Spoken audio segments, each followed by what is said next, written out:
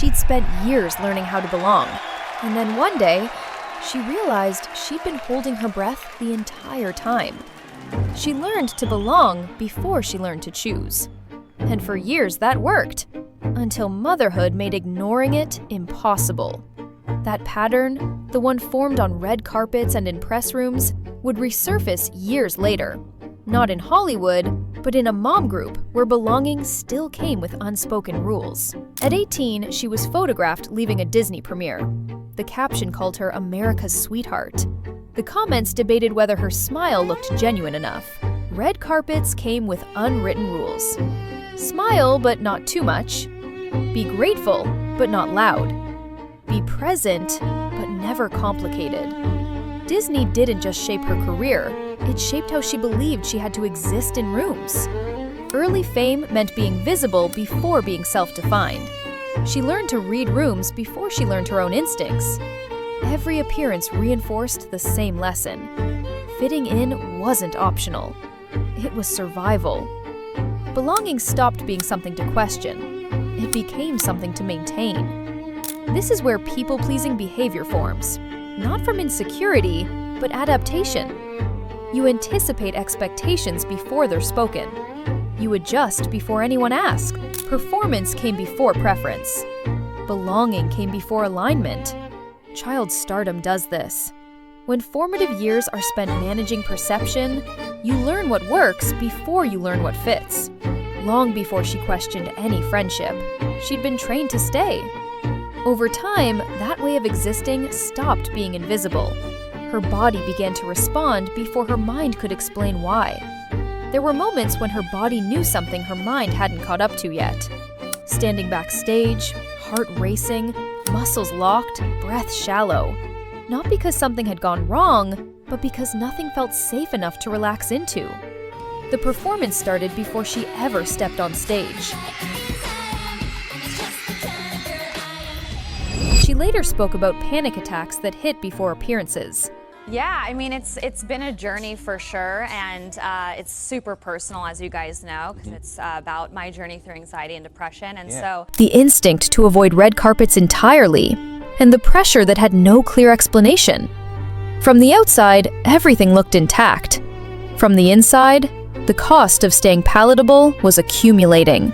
Anxiety wasn't a flaw or a weakness, it was a signal. Something about constant visibility, constant availability, and constant emotional regulation wasn't sustainable. But in an industry that rewards endurance, those signals are often dismissed. You push through. You manage it. You keep going. Performance culture doesn't ask whether something feels safe. It asks whether you can deliver. Mental health, especially during the early years of her career, was framed as something to manage quietly, not something to accommodate openly. Emotional labor, the work of staying agreeable, presentable, and unproblematic, became part of the job description. What made this pattern difficult to break was that nothing explicitly failed. She wasn't falling apart publicly. She was functioning. But function isn't the same as alignment. And when the only measure of success is how well you hold it together, internal thresholds get crossed long before anyone notices. That delay would shape how she navigated transitions for years. Eventually, the instinct to endure gave way to something quieter, the need to choose differently. She'd spent years absorbing other people's anxiety. Managers, publicists, fans. Her body had been holding it so long, she couldn't tell where theirs ended and hers began. When she wrote Symptoms, she wasn't chasing relevance. She was externalizing something that had been living inside her without permission. The song didn't fix the anxiety, but naming it gave her distance from it for the first time. Frenchie followed the same instinct. If she couldn't control how visible she was, she could control how she moved through that visibility. So I want to talk about what this is, because I'm going to get this too now. Yeah. Oh yeah, this is hair wellness. So Obviously, the body care line was really about my rituals that I created for myself for, mental health reasons. Yeah. And when I was thinking about obviously going into other categories, I just felt like hair wellness was right for me because I was diagnosed with alopecia in my 20s. Yeah. And when you get diagnosed with something like that and you have a bald spot in your 20s, you're like, what do I do? And, what do I stop doing? Yeah. I just felt like I really wanted to create a line that gave love to your hair. Internally, something shifted. Creativity became expression, not approval seeking. This was the beginning of choosing purpose over performance. Motherhood didn't introduce a new version of her. It narrowed the margin for what she could carry. Motherhood arrived during a vulnerable chapter. Exhaustion existed alongside an intense craving for connection. A realization that captured how unprepared many people are for how deeply life reorganizes after becoming a parent. Social participation was no longer neutral. It carried a cost. And a new question surfaced quietly but persistently. What am I teaching my children about when to stay and when to leave? What once felt manageable started to feel unsustainable.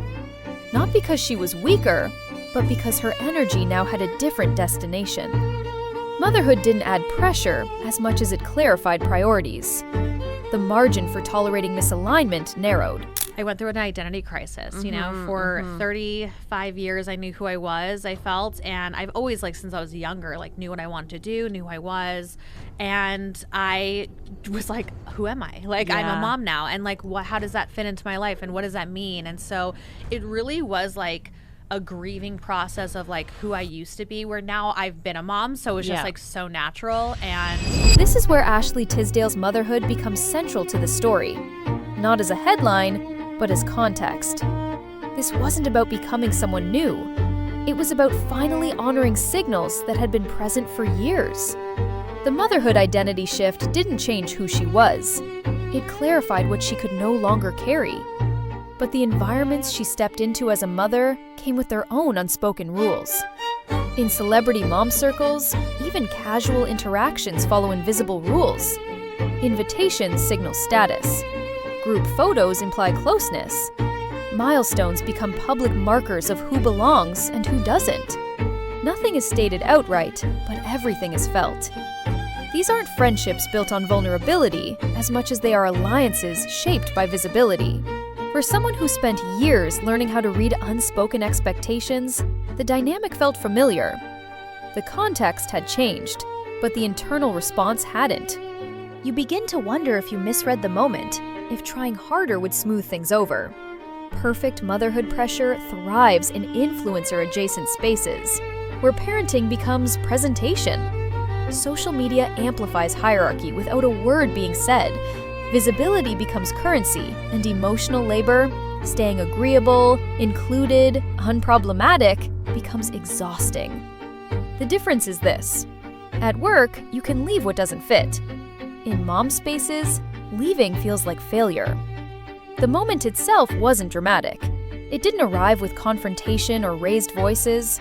It arrived quietly, through not being included, through noticing the familiar tightness return, through that old internal question resurfacing almost automatically.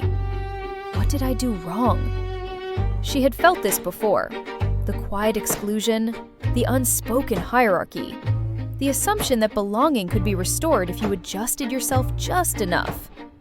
Earlier in life, she might have accepted that logic without question. She might have stayed silent, hoping the dynamic would resolve itself. But this time was different. She wasn't 18 anymore, and she didn't owe anyone that adjustment. The realization didn't land like a revelation. It was simple, almost calm. I don't have to absorb this anymore. Setting boundaries as a mom meant modeling something different, especially for her daughters. That walking away doesn't require a dramatic justification. That distance can be an act of self-respect.